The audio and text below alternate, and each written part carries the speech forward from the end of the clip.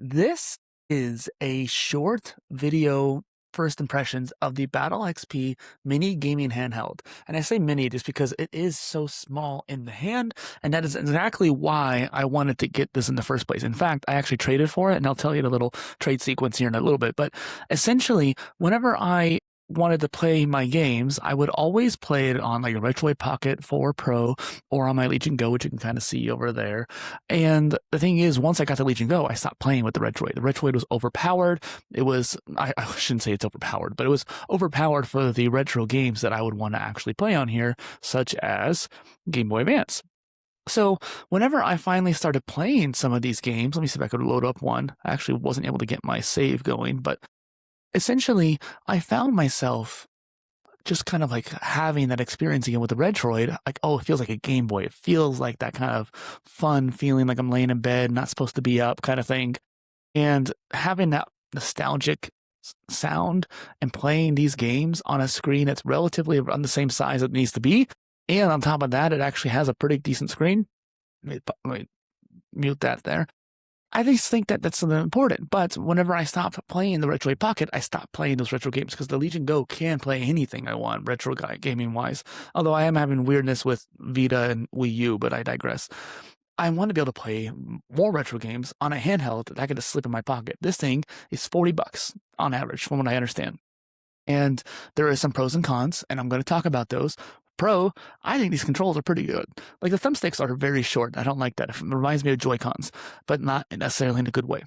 But they're pretty snappy, and I think from what I recall in people doing review videos, they are directional. And so you have 8-way direction, but it's still like actual just lines. You don't have a full analog. But there's not really anything you're going to be using these analog sticks for, because yes, it can technically go up to PS1 and PSP, and I definitely would do that. I just think that, for the most part, you're going to be playing Game Boy and SNES and maybe Sega Genesis and stuff like that, and or Atari, stuff like that. But the actual buttons themselves, pretty nice and very satisfying. The other issue is like when it comes to the OS and the interface and how you turn it on and off. And I think that this is not really a review video, but I did want to go into that because it is nice to hold in the hand. It's super lightweight, and since it's $40, you don't have to worry about the quality of taking care of it. Like, I'm a very neat guy. Ignore the mess here, but this is actually better mess than it was before. Like, everything's organized in its place. And I don't necessarily treat my stuff poorly, but if I toss this on the bed, I'm not going to worry about it breaking. I wouldn't do that with the $200 Retroid Pocket 4 Pro. And I always kept it in the case, which makes it even more bulky. My point is, I can slip this in my backpack without worrying about the thumbsticks, without worrying about scratching the screen. Because if it happens, it happens. I'll get another one or something like that. I actually traded. So, believe it or not, I traded the Retroid Pocket 4 Pro for this. And a Raspberry Pi 3, which is old, but it came with a screen. And I traded that actually afterwards with my uncle because he really wanted it. And then I also got a Camry KAMRUI mini PC that I was using for a home server. I switched it for something else, but it was nice to get a mini PC, gaming handheld, and a Raspberry Pi with a screen, so a little docking situation. 3 devices for the price of 1, and I wasn't using the fancy gaming handheld, and the person I was trading with wanted a fancy gaming handheld. So it was actually kind of good because I just needed something that was retro and quick and easy. Now I'm going to go into some of my difficulties I've had with this device. You turn it on by holding it down, and sometimes that feels kind of weird, but I guess that's kind of how most devices are. But the way the button is so tiny, it does kind of feel like, do I hold it long enough? That kind of thing. And if you have any operating system issues, not being able to turn it on consistently, it's a weird thing. There's like no bootloader per se or anything like that. And so or a BIOS or anything like that. So I can't necessarily go in and make sure it's actually working. So when I first got it, it wouldn't turn on. Well, it turns out it was just dead. And so I charged it for a while on a nice cable, fast charging, didn't turn on. It was weird.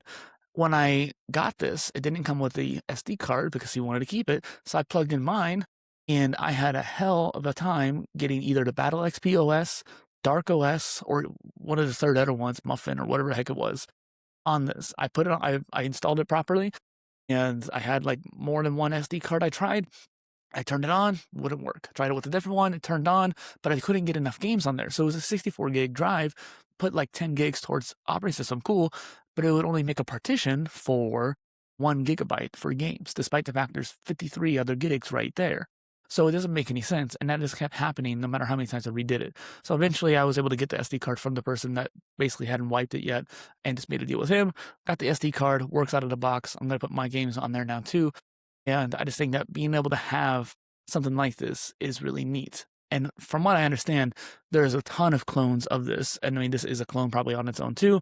More than likely, it's made by Amberdick, which is kind of cool. But I think that for the most part, the fact that this plays things so well and it has such a good build quality for that price, and I think that for some people were saying that this is like the best version of this chip and like the best product that's come out, because I think there was one that's very similar, $5 cheaper, but the plastic and the buttons are very stiff and not feeling good.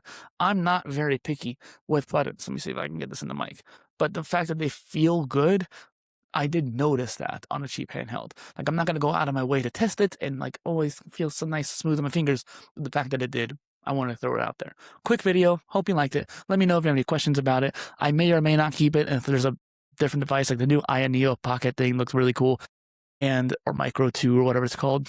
But for the most part, I think I'm pretty happy about it.